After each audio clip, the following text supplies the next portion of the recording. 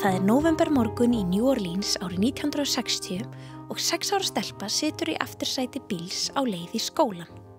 Þetta var fyrsti skóladagurinn í nýjum skóla. Hún horfir út gluggann og velti kannski fyrir sér hvernig nýji kennarinn hennar verði, hvernig skólastofan líti út eða hvort hún verði fljót að eignast nýja vini. Þegar bíllinn nálgast William Frans grunnskólan þarf bílstjórinn að hægja á sér.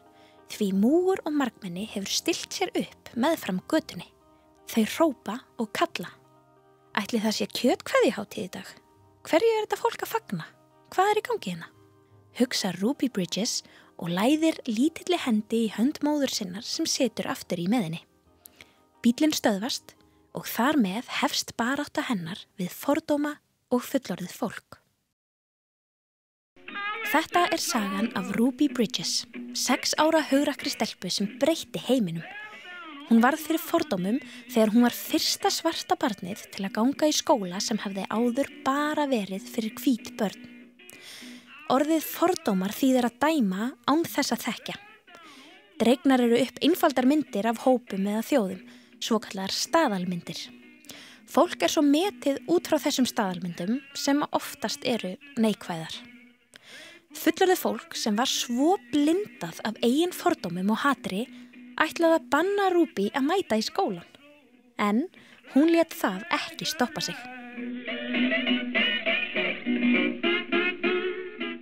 Á þessum tíma var bandarískt samfélag mjög stéttaskipt, en það þýðir að fólk skiptist í mismunandi stéttir eftir því hversu ríkt eða fátækt það var. Það sem skipti fólk líka í stéttir var kynþáttur þeirra, litur húðarinnar og hver uppruni fólks var.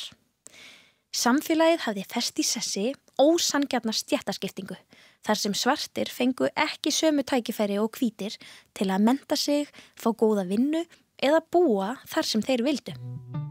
Þessi stefna kallaðist aðskilnaðarstefna.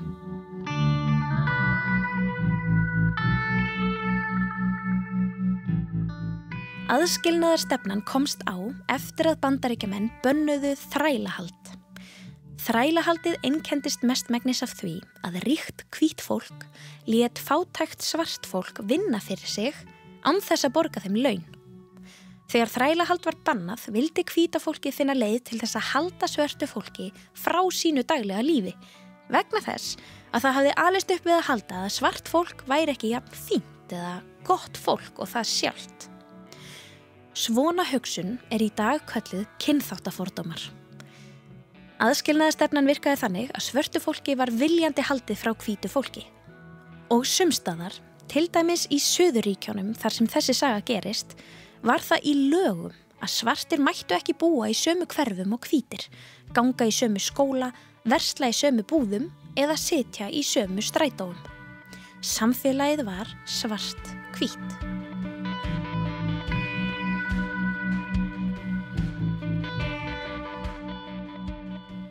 Ruby Bridges fæddist árið 1954 í Mississippi í Bandaríkjunum. Mississippi tilheyrir Suðurríkjunum alveg eins og Louisiana, en Ruby og fjölskylda hennar flutti þangað þegar hún var 4 ára, nánar tiltekið til New Orleans borgar. Ruby var elst af 5 systkinum og elskaði að sippa, fara í skotbolta og klifra í trjám, eins og flest önnur börn. Þegar Ruby fæddist voru breytingar í gangi. Það var kraftur í fólki sem vildi sjá breytingar á stjórnkerfinu og samfélaginu öllu. Svartir leiddu hreyfingu þeirra sem vildu lögfesta borgarleg réttindi svartra í bandarísku samfélagi, afnema aðskilnaðarstefnuna. Þau fóru fyrir dómstóla og fengu í gegn að lögunum var breytt.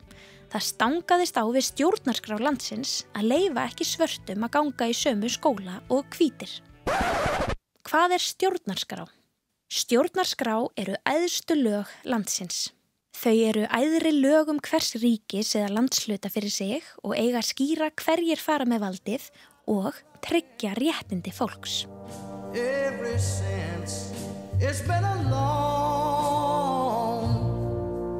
long time coming, but I know a change gonna come. Oh, yes it will. Það tók mörg ár fyrir ríkin og skólana að innleiða þessar breytingar. Það voru rosalega margir ósáttir, sérstaklega hvítt fólk, sem var ennþá þeirra skoðunar að svartir væri á einhvern hátt hættulegir og mættu því alls ekki ganga í sömu skóla og þeirra börn. Stjórnmálamenn í New Orleans ákveðu því að búa til próf fyrir svört börn til að sjá hvort að þau voru nógu gáfuð til að ganga í hvíta skóla. Þetta próf átti að vera svo erfitt að þau gætu aldrei náði og þannig átti að halda í aðskilnaðarstefnuna. Ekki aldeilis, því Ruby og 6 önnur börn í New Orleans náðu þessu prófi í fyrsta sinn sem það var lagt fyrir og máttu því fara í hvítan skóla ef þau vildu. Það vildu það hins vegar ekki allir. Pabbi Ruby var hikandi við að leyfa henni að fara, en mamma hennar var sannfærð að þarna væri tækifæri til að gera rétt, breyta heiminum til hins betra og greiða leiðina fyrir öll svört börn. Þau þáðu því boðið að hún gengi í William Frantz grunnskólan, sem hafði fram að þessu verið eingöngu fyrir hvít börn. Það er 14. nóvember árið 1960. Hæstiréttur hefur úrskurðað að skólar í New Orleans séu fyrir börn af öllum kynþáttum. Fyrsti skóladagurinn. Það er barið á dyrnar á heimili Bridges fjölskyldunar. Þegar þeir börðu á dyrnar opnuðu foreldrar mínir og ég man eftir að hafa staðið þarna og horta á 4 hávaxna hvíta menn í dyragættinni. Ég man að þeir sögðust vera alríkislögreglumenn. Forsetinn sendi okkur til þess að fylgja þér og dóttur þinni í skólan í dag. Ég sat í aftursæti bílsins þeirra og við keyrðum þessa stuttu leið í skólan. Leið og þeir beygðu fyrir hornið sá ég það sem ég hélt að væri kjötkveðju hátíðarhöld. Það var múgur og margmenni sem stóð úti á miðri götunni. Þau öskruðu, hrópuðu og hentu hlutum í áttina að okkur. Bílhurðin opnaðist, lögreglumaður greip í höndin á mér og ég man að þeir sögðu Ruby, labbaðu beint áfram og ekki líta öxl. Leið og Ruby gekk inn í skólan urðu margir foreldrar hvítra barna alveg brjálaðir og tóku börnin sín úr skólanum. Þau neituðu að senda börnin í skólan á meðan svart barn væri þar á meðal. Það voru mótmæli á hverjum degi. Mæður öskruðu, feður hótuðu öllu illu, mótmælaspjöldum var veifað og sumir gengu svo langt að hóta að eitra fyrir Ruby. Á hverjum degi fékk hún lögreglufylgd í skólan. Hún fékk ekki að borða matinn í skólanum og ótta við að einhver hafi sett eitur í hann. Hún mátti bara borða nestið heiman. Mamma hennar bað til Guðs allan daginn á meðan hún var í skólanum. Hún sýndi mikið hugrekki. Hún grét aldrei, hún kvenkaði sér aldrei, hún marseraði bara áfram eins og lítill hermaður og vorum öll mjög stolt af henni. Fyrstu dagana var glundroði í skólanum. Enginn kennari vildi hafa Ruby í bekknum sínum og fá börn mættu í skólan. Sumir foreldrar brutu sér þó leið í gegnum æstan múginn og sendu börnin sín í skólan, því það var jú réttur barnanna að mennta sig. Með tímanum fór fólk að tínast úr mótmælendahópnum og sumir foreldrar sáu að þarna var ekkert að óttast. 1 og 1 barn sneri aftur í skólan. En hver átti að kenna Ruby? Jú, Barbara Henry, ung kona sem sá ekkert nema saklaust barn sem vildi læra. Í meira en heilt ár kenndi hún Ruby einni. Það var ekkert annað barn í bekknum hennar. Staðreyndin var sú að manneskjan sem tók á móti mér á hverjum degi var hvít kona sem leit nákvæmlega eins út og fólkið sem mótmælti fyrir utan. Ég áttaði mig á því að hún leit út eins og þau, en hún var ekki eins og þau. Hún sýndi mér hjartað sitt, hún gerði skólan skemmtilegan. Ég elskaði að vera í skólanum og ég vissi að ef ég kæmist bara út úr bílnum og framhjá æstum mótmælendum að þá yrði dagurinn minn frábær. Svo í rauninni gat ég ekki dæmt hana eins og þau. Hún sýndi mér hjartað sitt. Ég segi því alltaf að það sem hún í raun kendi mér hafi verið að það er algjörlega engin leið að dæma mannesku eftir lit húðar hennar. Með tíð og tíma fór Ruby að blanda geði við önnur börn í skólan. Ég fór inn og settist niður til að leika með krökkunum. Lítill strákur leit á mig og sagði, ég má ekki leika við þig. Mamma sagði mér að leika ekki við þig því þú ert svört. Leið og hann sagði þetta fannst mér eins og fargi hafi verið létt af mér. Allt í einu skildi ég hvers vegna það voru engin börn í bekknum. Sannleikurinn sá, jafnvel þó hann hafi sært mig, þá var ég aldrei reið við hann, því mér leið eins og hann væri að útskýra fyrir mér hvers vegna hann gæti ekki leikið við mig. Mamma mín sagði mér, hafði hann sagt. Ég hugsaði með mér, Ruby, ef mamma þín hefði sagt þér að leika ekki við einhvern vegna þess að þeir væru asískir, ekki leika við þennan af því hann spænsk ættaður, indverskur eða hvítur, þá hefði ég ekki gert það. Fjölskylda Ruby fann harkalega fyrir afleiðingum þess að synda á móti straumnum. Samfélagið var ennþá litað af kynþáttafordómum. Pabbi hennar misti vinnuna á bensínstöðinni, þeim var bannað að versla í búðinni, amma hennar og afi voru rekin burt af landinu sínu og foreldrar Ruby skildu. Þau fundu samt líka fyrir stuðningi héðan og þaðan úr samfélaginu. Nágranni þeirra útvegaði pappa hennar nýja vinnu.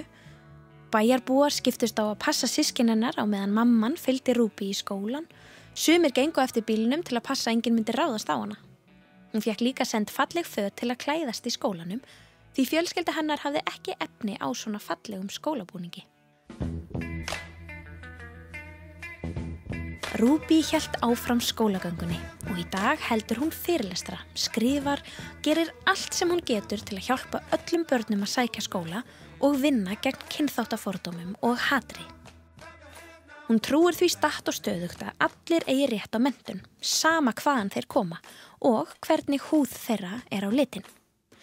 Ruby aktívisti og hefur blásið baráttu anda í brjóst milljóna út allan heim.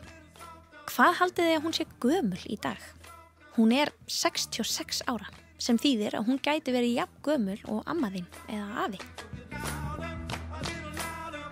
Kæri hlustandi, kynþáttafordómar eru svo sannarlega ekki bara hluti af fortíðinni, heldur finnast þeir enn þann dag í dag. Í rauninni finnast allskyns fordómar í heiminum. En fordómar eru einmitt bara það, fordómar. Við dæmum áður en við kynnumst fólki. En ekki sanngjarnara að gefa fólki tækifæri til að sýna okkur hjartað sitt áður en við ákveðum hvað okkur finnst það? Það þarf stöðugt að vera á varðbergi, sýna áræðinni, hafa opinn hug og opið hjarta til að yfirstíga hverskyns fordóma sem við gætum fundið fyrir sjálf eða orðið vitni að hjá öðrum. Við þurfum öll að vera hugrökk, eins og Ruby Bridges.